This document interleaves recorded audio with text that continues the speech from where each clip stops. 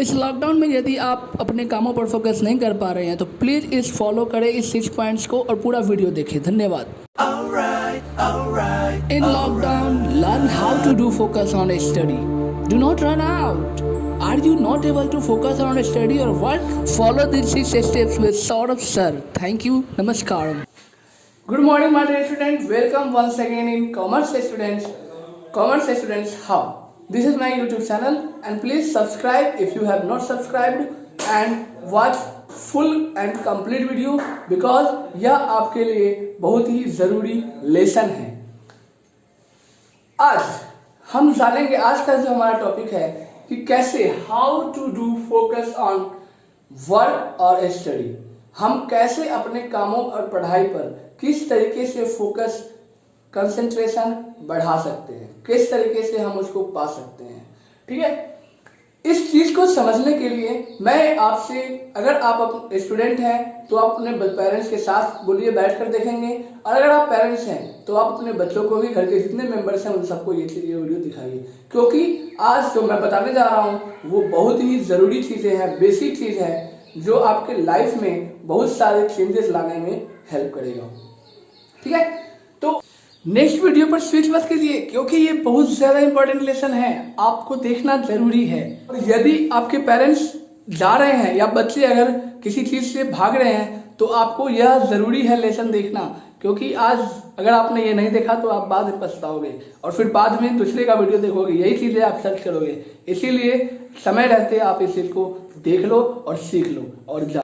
मैं आपको 6 पॉइंट्स के बेसिस पर बताऊंगा, समझाऊंगा कि कैसे आप अपने वर्क में, अपने स्टडी पर कंसंट्रेशन पा सकते हैं। तो जो सबसे पहला है वो है मेडिटेशन। मेडिटेशन मतलब साधना। ठीक है, दूसरा to be honest with yourself, अपने आप में खुद से क्या होना चाहिए, ऑनेस्ट होना चाहिए। तीसरा है set up time table daily, time table daily बनाओ और उसके हिसाब से गोल तैयार करो, लक्ष्य तैयार करो। चौथा स्ट्रॉन्ग विल पावर होना चाहिए, मतलब दृढ़ इच्छा शक्ति होनी चाहिए। पांचवा फाइट विद योर एडिक्शन, आपकी जो वीकनेस है, आपकी जो कमजोरियां हैं, आपकी जिस चीज को लत लग चुकी है उस चीज से आपको लड़ना है। और छठा है कॉपरेशन। कॉपरेशन मतलब सहयोग। ये 6 चीजें आपके लाइफ में किस तरीके से बदलाव लाएगी, अगर जिस तरीके से मैं बताने जा रहा हूं आप लोगों को, अगर आप उस चीज को फॉलो करते हैं तो आप जल्दी ही अपने कामों पर फोकस कर पाएंगे। हाँ, देखने में मैं छोटा हूं बट जो भी है प्रैक्टिकल नॉलेज दूंगा। आप अगर सक्षम होंगे, अगर आपको अच्छा लगेगा तो प्लीज लाइक करना और कमेंट करना। ठीक है, और शेयर जरूर करिएगा। तो पहला है मेडिटेशन। क्या होता है मेडिटेशन? मेडिटेशन मतलब होता है साधना। और साधना किस तरीके से होता है? मेडिटेशन अपनी माइंड को प्रिपेयर करने का सबसे बढ़िया तरीका है। अगर आप किसी भी काम को करना चाह रहे हैं, किसी भी काम को, मेडिटेशन कीजिए। मेडिटेशन होता क्या है? मेडिटेशन क्या होता है कि आप शांत मन से, आप दुनिया की जितने भी चीजें हैं आपके दिमाग में चल रही हैं उन सबको आप मेडिटेशन के माध्यम से, उन सबसे आप अलग हो जाते हो। ठीक है, और अपने आप को प्रिपेयर करते हो कि अब जो आने वाला है उसको हम कैसे करते हैं, कैसे काम करेंगे। मतलब दिमाग को जो है ना, मेडिटेशन में क्या होता है, खाली कर देता है और जो अच्छी चीजें हैं, पॉजिटिवनेस है, पॉजिटिविटी है आपके शरीर के अंदर, उसकी एनर्जी को बढ़ा देता है। उस एनर्जी को आप फील करेंगे जिस समय आप मेडिटेशन करेंगे, और मेडिटेशन करने के बाद जब आप काम करने जाएंगे तो आप इस चीज को फील करेंगे। ये मैं भी फील करता हूं, जो मैं अपनी बातें हैं, ये सारे पॉइंट जो है सो मैं अपने बता रहा हूं कि मैं किस तरीके से अपने आप को कंसंट्रेट कर पाता हूं। जब मेरी मुझसे पढ़ाई नहीं हो पाता है तो मैं किस तरीके से अपने पढ़ाई को कंटिन्यू करता हूं, कंसंट्रेशन फोकस कैसे बढ़ाता हूं। ये मेरी अपनी एक्सपीरियंस है, मैं कहीं से इसको चुराया नहीं है या फिर किसी तरीके से कॉपी नहीं किया। ये मेरा है और मेरे वर्ड्स हैं, किसी और का वर्ड नहीं है। ठीक है, तो आपको मेडिटेशन तो बहुत जरूरी है, सुबह शाम तो करना ही करना है। प्लस आप जिस भी समय कोई काम करने जा रहे हैं, जैसे पढ़ाई करने जा रहे हैं, तो पढ़ाई करने से पहले 2 मिनट का 1 मिनट का मेडिटेशन कीजिए। मेडिटेशन में क्या होता है कि आप लंबी सांस लेते हैं धीरे धीरे और लंबी सांस छोड़ते हैं और अपने दिमाग के कंसंट्रेशन को एक जगह रखते हैं, जिससे क्या होता है कि आपकी वह एक ही पॉइंट पर दिमाग सोचेगा या फिर और बाकी सारी जो चीजें होंगी उन सब से आपको अलग कर देगा। ये फायदा होता है मेडिटेशन में। आपकी पढ़ाई बिल्कुल बहुत अच्छी होगी। अगर आप पढ़ाई कर रहे हैं, पढ़ाई करने से पहले मेडिटेशन कर रहे हैं तो बहुत फायदा होगा। ठीक है, तो मेडिटेशन अपनी लाइफ में बहुत सारी चीजों को बर्न करता है, बहुत सारी चीजों को हमारे अंदर पॉजिटिविटी लाता है। हम कोई गलत काम करते हैं, ये मेडिटेशन है जो हमें रोकता है गलत काम करने से। ये मेडिटेशन हर चीज हर तरीके से सक्सेसफुल है, कामयाब है। आप मेडिटेशन कीजिए सुबह शाम, और कोई भी काम करते हैं उससे पहले मेडिटेशन कीजिए थोड़ी देर के लिए, 5 मिनट के लिए, 1 मिनट के लिए, जो भी है, पर आपको शांत से थोड़ी देर बैठना है और दिमाग को अपनी जिस काम करने जा रहे हैं उस काम के लिए फोकस करना है। ये चीजें आप करेंगे तो आप अपने काम पर जरूर फोकस कर पाएंगे। ठीक है, दूसरा है to be honest with yourself. To be honest with yourself मतलब है आपको खुद से ऑनेस्ट मतलब ईमानदार होना पड़ेगा। ईमानदार अपने आप से कैसे हो सकते हैं, ये हम कैसे चेक करें कि हाँ हम अपने काम को हम खुद से ईमानदार हैं या नहीं। एक जो सबसे इफेक्टिव तरीका है वो है कि हर सुबह अपने आप को मिरर के सामने रखिए, ऐनक के सामने रखिए और अपने आप को सेल्फ वहां पर बातें कीजिए, खुद से बात कीजिए कि आपने जो कल डिसीजन लिया था, आपने जो कल काम किया था, क्या आप उसको पूरा किए? क्या आपने जो कल सोचा था कि एक प्लेज लिया था कि आज मैं ये काम करूंगा ही, तो क्या आप वो कर पाए या नहीं कर पाए? अगर आपने नजर मिलाकर, अगर आपने खुद से बात कर लिया, समझ जाना कि दुनिया में कोई भी नहीं हो जिससे आप नजर झुका सकते हो। अगर आपने खुद से नजर उठाकर बात करना सीख लिया तो दुनिया में आप सबसे आप बात कर सकते हो। ये कॉन्फिडेंस पैदा करता है आपको आपके शरीर में। तो अगर आप सेल्फ ऑनेस्ट हैं, अगर डिसऑनेस्ट हैं, अगर आप वो काम ईमानदारी से नहीं कर रहे हैं तो आप उस सक्सेस उस चीज को अचीव नहीं कर पाओगे। उसमें क्या होगा कि जब आप अपने आप को ऐनक के सामने रखेंगे और बातें करेंगे तो आपकी नजर खुद ब खुद झुक जाएगी अगर वो टॉपिक आएगा तो। इसको एक्सपीरियंस कीजिए, आप घर पे यूज कीजिए, करके देखिए। ठीक है, जब कोई काम कर लेते हैं, आप जैसे पढ़ाई कर रहे हैं, आपने 1 घंटा पढ़ाई करा, ठीक है, 1 घंटा पढ़ाई करने के बाद आपने क्या पढ़ा, वो जरूरी नहीं कि आपके घर में कोई होना चाहिए, आपके साथ आपके दोस्त होने चाहिए, जरूरी नहीं है। आप जाइए, शीशे के सामने बैठिए और खुद से बातें कीजिए कि आपने क्या पढ़ाई किया। ठीक है, और फिर देखिएगा वो आपको याद भी हो जाएगा, इंटरेस्ट बढ़ जाएगा। थोड़ी देर आपको डर लगेगा कि कैसे हम करेंगे, पर जब एक्सपीरियंस हो जाएगा, आप डेली बेसिस पर इस काम को करेंगे तो आपको विश्वास हो जाएगा, एहसास हो जाएगा कि नहीं, ये मेथड जो है हमारे को कंसंट्रेशन करने के लिए वो कामयाब है। तो ये 2 पॉइंट, पहला पॉइंट था मेडिटेशन, साधना, शांति मन से आपको बैठना है थोड़ी देर के लिए और फिर आपको अपने काम पर आगे बढ़ना है। ठीक है, जिससे आपको शांति अनुभव होगा और आप काम को पीसफुल माइंड से पूरा कर पाएंगे। और दूसरा है ऑनेस्ट रहना है, अपने आप से ईमानदार रहना है। ठीक है, आपको अपने आप जो बोलेंगे वो आप करेंगे, यही होता है ईमानदारी का पहचान। ठीक है, तो करनी जैसी करनी वैसी भरनी, आपने सुना है, जैसा करोगे वैसा ही बढ़ोगे। तो जैसा आप करोगे वैसा ही आपको फील होगा कि हाँ मैंने आज काम किया है या नहीं किया है। ठीक है, ये हो गया ऑनेस्ट। तीसरा है set up time table daily and goal of the day. आज आपको क्या करना है, इस टाइम टेबल को आप डेली तैयार कीजिए। देखिए, हम एक्साइटमेंट में आकर जब हम काम करने जाते हैं या फिर हम पढ़ाई नहीं कर रहे होते हैं तो एक्साइटमेंट में आकर हम लोग क्या करते हैं कि एक रूटीन बना लेते हैं कि सुबह हमें इस तरह उठना है, दोपहर में और इतने घंटे पढ़ने हैं, और फिर जो भी है सुबह से लेकर रात सोने तक का हम टाइम टेबल तैयार कर लेते हैं एक्साइटमेंट में आकर। ठीक है, उसके बाद कल हम क्या करते हैं, उस चीज को फॉलो करने की कोशिश करते हैं। दूसरे दिन क्या होता है, उस पर हम थोड़ा और कोशिश करते हैं। ठीक है, फिर चौथे दिन क्योंकि हमारी आदत है ज़्यादा बैठने की नहीं, ज़्यादा किसी चीज़ पर कंसंट्रेट करने की आदत नहीं है, तो हम उस चीज़ को फिर धीरे धीरे, क्योंकि लेजीनेस हमारे अंदर हावी होना शुरू हो जाता है। जब भी हम किसी काम को करते हैं, या तो पढ़ाई हो या फिर कोई भी काम हो, अगर हमारे अंदर निगेटिविटी ज़्यादा है, दूसरे चीज़ों के प्रति, हमारे अपने काम को छोड़ के दूसरे चीज़ों के प्रति ज़्यादा लगाव है, तो वो लगाव जो है, वो चीज़ें जो है सो आपके ऊपर हावी करेगा। जैसे आप पढ़ाई करने बैठते हैं, आपको आदत नहीं है 4 घंटे 5 घंटे बैठने का, तो आपको क्या होगा, हर 15 मिनट पे, हर 5 मिनट 10 मिनट पे याद आएगा कि मुझे क्या करना था, मुझे क्या बोलना था किसको, मुझे क्या पानी पीना था, मुझे भूख लगी है, मुझे टॉयलेट लगी है। तो आप इस तरीके से अपने काम टाइम को बर्बाद करोगे। तो आप जो है क्या कीजिए कि आप एक बार टाइम टेबल नहीं बनाइए, आप डेली टाइम टेबल बनाइए अपनी अनुसार, अपनी इच्छा अनुसार, कि आप कब किस समय क्या करेंगे, ये डेली आप तय कीजिए। और डेली का एक गोल तय कीजिए कि आज आपको क्या कंप्लीट करना है। ठीक है, हाँ वो कंप्लीट नहीं होगा कोई बात नहीं, 75% 85% तो काम कंप्लीट होगा, उसको हम कभी और कर लेंगे, फिर शाम को कर लेंगे या फिर एक्स्ट्रा टाइम दे कर लेंगे।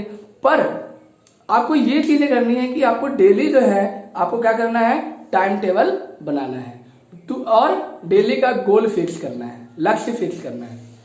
इसके बाद है आप स्ट्रांग विल पावर होना चाहिए। स्ट्रांग विल पावर क्या होता है, आपके अंदर दृढ़ इच्छा जो है सो वो ज्यादा स्ट्रांग होना चाहिए। स्ट्रांग मतलब मजबूत होना चाहिए, कि आप जो सोचे, जो बोले वो करें। ठीक है, आप उससे कंप्रोमाइज ना करें, ये होता है दृढ़ इच्छा। ठीक है, दृढ़ इच्छा शक्ति। अगर आप करते हैं कंप्रोमाइज, इसका मतलब आपकी गोल में, आपके टाइम टेबल में, आपके खुद में वो लेवल नहीं है कि आप जो सोच रहे हैं वो पूरा कर पाए, आप अपने गोल को अचीव कर पाए। अगर आपके अंदर अगर है क्षमता तो आप कीजिए। 5वां है फाइट विद योर एडिक्शन। आज हम देख रहे हैं कि लॉकडाउन के समय में काफी पेरेंट्स जो हैं परेशान है अपने बच्चों से, और काफी बच्चे भी परेशान है अपने पेरेंट्स से। कैसे परेशान है ये दोनों आपस में, देखिए। बच्चे जो हैं स्टडी के लिए मोबाइल तो ले लेते हैं, क्योंकि अब पेरेंट्स को देना पड़ेगा, क्योंकि पेरेंट्स को पता है कि जो स्टूडेंट्स हैं उनके स्कूल वाले जो हैं लॉकडाउन के समय में क्लास में बैठकर ही, इस घर पे बैठकर ही पढ़ाई करा रहे हैं। तो बच्चे क्या करते हैं, मोबाइल ले लेते हैं ये कह के कि हम पढ़ाई कर रहे हैं। ठीक है, और फिर क्योंकि उनको गेम खेलने का आदत हो चुका है, मोबाइल चलाने का आदत हो चुका है, तो वो किसी न किसी बहाने से वो काम करेगा, अपना काम करेगा।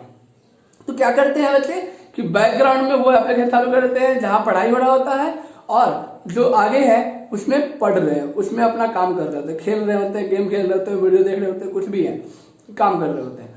पर फिर जैसे ही पेरेंट्स आते हैं, फिर बच्चे क्या करते हैं, अपना स्टडी वाला टैब खोल के और फिर देखने लग जाते हैं। तो ये इस तरीके से बच्चे जो है सो पेरेंट्स को चीट कर रहे हैं। और पेरेंट्स भी वैसे ही हैं कि अपने बच्चों को अलर्ट नहीं कर रहे हैं, कोऑपरेट समझा नहीं रहे हैं। डांटना और मारना ये किसी भी चीज का सॉल्यूशन नहीं है। आप उसको प्यार से समझाइए, ना समझे तो आप अपने हिसाब से काम कीजिए, लेकिन आप पहले ही डांटिएगा, मारिएगा तो उससे क्या होगा कि बच्चे के ऊपर प्रेशर ज्यादा पड़ेगा और फिर वो गलत डिसीजन लेगा। तो पेरेंट्स, आप सबसे रिक्वेस्ट है मेरा कि आप किसी भी चीज के लिए प्रेशर अपने बच्चों को ना दें, और अपने बच्चों पर थोड़ा ध्यान रखें। थोड़ा सा, ये नहीं कि आप एकदम पीछे पड़ जाइए, थोड़ा सा ध्यान रखिए, अलर्ट रहिए कि हाँ बच्चा आपका कर क्या रहा है। ठीक है, इसके बाद है कोऑपरेशन। कोऑपरेशन जरूरी है। ये जो पॉइंट है कोऑपरेशन, ये मैं आप सभी को बताना चाह रहा हूं कि आप अपने अगर पेरेंट्स के साथ देख रहे हैं और पेरेंट्स अपने बच्चों के साथ देख रहे हैं, तो आपको ये जानना जरूरी है कोऑपरेशन। कोऑपरेशन मतलब होता है सहयोग। आप जानते हैं कि अगर किसी फर्म में, किसी कंपनी में आप हैं, ठीक है, तो कंपनी किसी एक का नहीं होता है। कंपनी एक मालिक तो होता है, लेकिन क्या मालिक उसको चलाता है? बिल्कुल नहीं। उसके अंदर जो काम करने वाले लोग होते हैं वो चलाते हैं। तो यहाँ पर हमें यह देखना है ये ऑनर जो है, ये जो मालिक है, किस तरीके से इससे काम दिलवाता है, काम लेता है। तो वो क्या करता है, अपने मन मुताबिक जो इस वर्कर्स की जरूरतें हैं उसको पूरा करने की कोशिश करता है। और इससे क्या होता है कि जो वर्कर्स हैं उसके अंदर एक फीलिंग आती है कि नहीं, ये अगर मेरे लिए पॉजिटिव काम कर रहा है, अच्छा काम कर रहा है, तो हम भी इनके लिए अच्छा काम करें। तो ये भी पूरा फुल एनर्जी से कंसंट्रेट करता है अपने कामों पर इफेक्टिवली, उस काम को, उस प्रोजेक्ट को पूरा करने में हेल्प करता है। तो ये होता है कोऑपरेशन। और इनके बीच के जो लोग होते हैं जो आपस में कम्युनिकेशन करते हैं, यह भी बहुत ज्यादा इंपॉर्टेंट रोल निभाता है कोऑपरेशन में। तो आप जब घर में हैं तो घर में भी जरूरी है कोऑपरेशन, क्योंकि घर में अगर आप जैसे लड़ाई पीट कर रहे हैं, मार झगड़ा कर रहे हैं, लॉकडाउन है, घर में बैठे बैठे लोग मायूस हो रहे हैं, चिड़चिड़ाहट बना रहे हैं उनको अंदर से, तो वो क्या कर रहे हैं, कुछ भी बोल रहे हैं तो बच्चों को डांट दे रहे हैं या फिर घर में लड़ाई करना शुरू कर दे रहे हैं। तो लड़ाई ना करके आप क्या कीजिए, आप कोऑपरेट की एक जो एनवायरनमेंट होता है वो क्रिएट कीजिए कि कैसे अगर कोई दिक्कत होता है तो वो हम सभी जो है सो आपस में सलट सकते हैं, अपने आप में सोल्यूशन निकाल सकते हैं। अगर जैसे मान लीजिए मम्मी गई पापा के पास, पापा किसी काम में बिजी हैं, ठीक है, और वो काम आप भी कर सकते हैं, तो आप उस काम को कर दीजिए। इससे क्या होगा कि इनके अंदर चिड़चिड़ाहट नहीं होगा और आपका काम भी हो जाएगा, मम्मी का भी काम हो जाएगा, और एक तरह से कोऑपरेशन की भावना जो होती है वो जग जाएगी कि हम किस तरीके से अपने पेरेंट्स को हेल्प करते हैं। ये जो फीलिंग होता है वो जग जाएगा। अगर आप पढ़ाई कर रहे हैं तो माँ का काम है कि बच्चों को ना टोके, बच्चे अगर कंसंट्रेट करके पढ़ाई कर रहे हैं तो वो अपना किसी और से करवा ले या फिर कुछ देर बाद टाइम कर निकाल ले उस चीज का। तो इस तरीके से, और ये सिचुएशन भी देखना होगा कि किस सिचुएशन में कौन क्या कह रहा है, तो ये डिपेंड करता है कोऑपरेशन के लिए। तो कोऑपरेशन जो है किसी भी चीज के लिए जरूरी है, किसी भी काम पर फोकस करने के लिए जरूरी है। अगर कोऑपरेशन नहीं होगा तो दिन भर झगड़े होंगे, दिन भर आपस में बातचीत होंगी, दिन भर कोई दूसरा काम करेगा, कोई दूसरा काम करेगा, और अपने आप में काम कंसंट्रेट अपने कामों पर नहीं हो पाएगा, चाहे आप वो बच्चे स्टूडेंट्स हो या फिर वो आप पेरेंट्स हैं। ठीक है, तो ये 5 चीजें, जो 6 चीजें जो आपको करना है घर पे बैठ के, ठीक है, जिससे कि आप अपने कामों पर एक्टिवली आप काम कर सकते हैं। ठीक है, तो सबसे पहले जो था हमारा मेडिटेशन, साधना करना है, ध्यान पूर्वक लगाना है, शांति मन से सब कुछ अपना जो करना है उसको उसके बारे में सोचना है। इससे आपका दिमाग जो है सो क्या होगा, डिस्क्रिप्टिव वे में सोचना शुरू कर देगा और आप उससे जो काम रुका हुआ है वो पूरा हो जाएगा। ठीक है, दूसरा है to be honest with yourself, आपको खुद से ऑनेस्ट होना पड़ेगा। तीसरा, डेली टाइम टेबल बनाइए, गोल फिक्स कीजिए, टिक मारते रहिए कि हाँ मैंने आज तक क्या काम किया है, कितना परसेंट पूरा हुआ, कितना परसेंट नहीं हुआ, कितना काम पूरा हुआ नहीं हुआ, इसको टिक मारते हुए चलिए। अगर पूरा हो गया है लेकिन उसमें कुछ परसेंटेज रह गए हैं सब में, तो जिसमें 2% रह गए हैं उसको लिख लीजिए और उसको अपने आगे के लिए, अगले टाइम के लिए, या फिर अगर एक्स्ट्रा टाइम देना पड़े तो एक्स्ट्रा टाइम देकर उसको पूरा कीजिए। ठीक है, तो ये है setup time daily, time table daily and goal of the day. चौथा, स्ट्रॉन्ग विल पावर, आपके अंदर दृढ़ इच्छा शक्ति ज्यादा होना चाहिए, स्ट्रॉन्ग होना चाहिए। पांचवा, फाइट विद योर एडिक्शन, आपकी मोबाइल की जो एडिक्शन है, मोबाइल का जो लत है, इससे आपको दूर रखना होगा। जो टीवी देखते हैं बच्चे उनसे दूर रखना होगा। ठीक है, बहुत सारी चीजें, गेम खेलते हैं उनसे अलग रखना पड़ेगा खुद को, क्योंकि अगर मुझे पढ़ाई करना है, अगर आप गेम ही खेलते हैं ना, अगर आपको गेम पे फोकस करना है तो गेम के अलावा आप किसी के बारे में सोचिए ही नहीं। ठीक है, आपके साथ क्या कौन सा मैसेज आ रहा है, कौन सा ईमेल आ रहा है, इस चीज के बारे में आप सोचिए ही नहीं। सुबह सुबह उठकर, जो हम काफी 85% लोग हैं जो सबसे पहले मोबाइल देखते हैं और मोबाइल में टाइम के बजाय वो मैसेज देखते हैं कि मैसेज कोई भेजा है, स्टेटस क्या लगाया है, फेसबुक ऑन करते हैं, ये सभी चीजें करते हैं। ये मैं अपनी एक्सपीरियंस ही बता रहा हूँ आपको, जिसको ओवरकम करना जरूरी है, इससे लड़ना जरूरी है।